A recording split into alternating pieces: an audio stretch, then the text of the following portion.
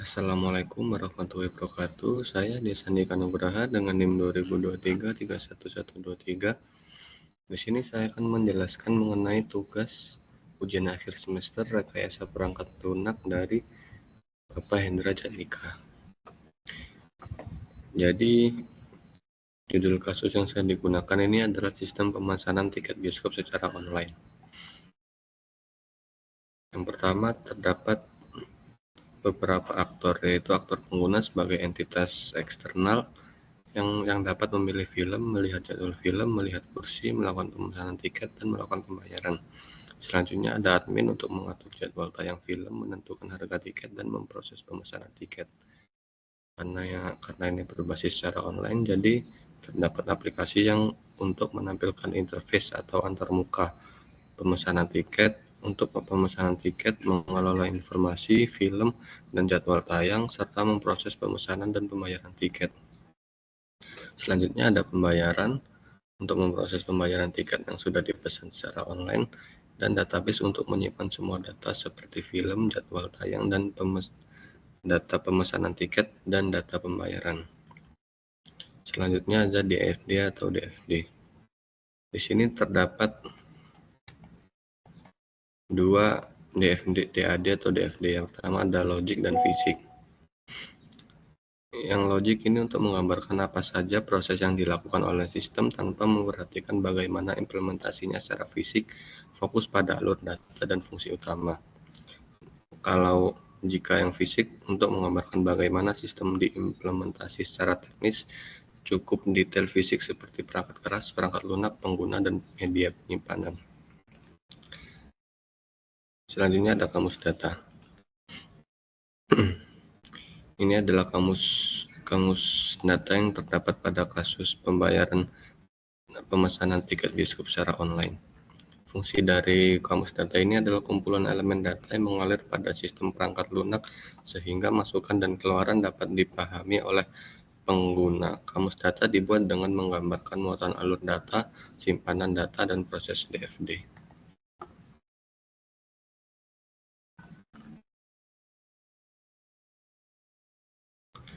Di dalam kamus data terdapat nama arus data, alias bentuk data, arus data, penjelasan, periode, volume, dan struktur data.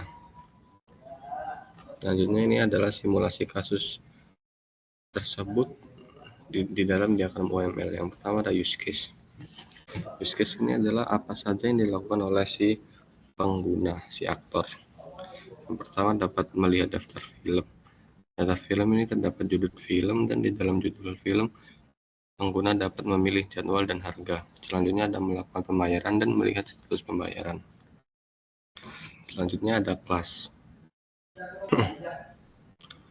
Kelas ini bentuknya seperti tabel yang memiliki atribut dan metode. Dan yang pasti antar kelas ini dapat terhubung seperti database ke pemesanan bantuan, database ke pembayaran bantuan, pembayaran ke interface bantuan, dan pembayaran ke pemesanan bantu menu. Selanjutnya ada activity diagram. Activity diagram ini dibagi menjadi tiga bagian. Yang pertama ada pengguna, sistem, dan database. Yang pertama, pengguna memilih jadwal.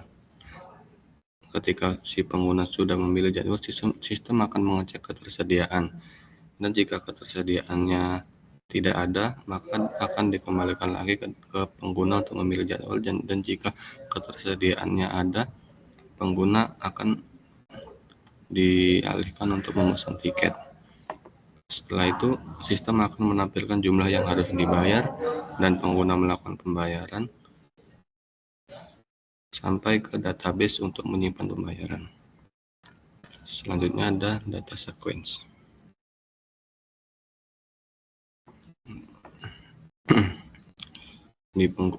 Di pengguna ini akan diarahkan untuk memilih jadwal film dan kursi yang dikelola oleh pemesanan, dan pemesanan akan mengonfirmasi ketersediaan kursi ke database, dan database akan mengembalikan kursi yang tersedia ke dalam pesanan.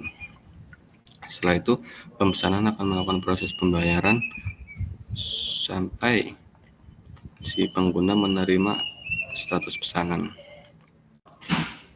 Yang selanjutnya ada contoh rancangan interface.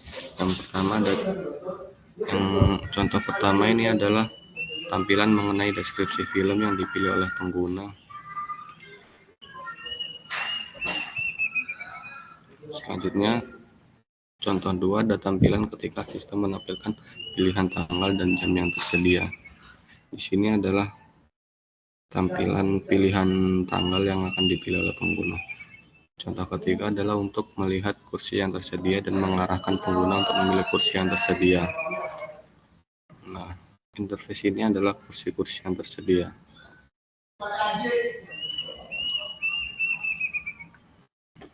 Selanjutnya, pengujian dilakukan untuk memastikan semua fungsi berjalan sesuai kebutuhan pengguna. Pengujian fungsional akan memeriksa fitur utama seperti pencarian jadwal, pemesanan kursi, dan pembayaran.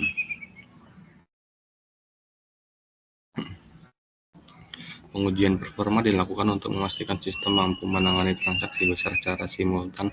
UAT (User Acceptance Testing) menjadi langkah terakhir untuk mengevaluasi kesesuaian sistem dengan kebutuhan pengguna sebelumnya. Pemeliharaan meliputi perbaikan bug, adaptasi terhadap perubahan eksternal, pencegahan masalah, dan penambahan fitur baru. Pembaruan keamanan rutin, optimasi database, serta monitoring real-time disarankan untuk menjaga performa dan keamanan sistem. Sekian dari penjelasan saya. Jika ada salah kata, mohon maaf. Assalamualaikum warahmatullahi wabarakatuh.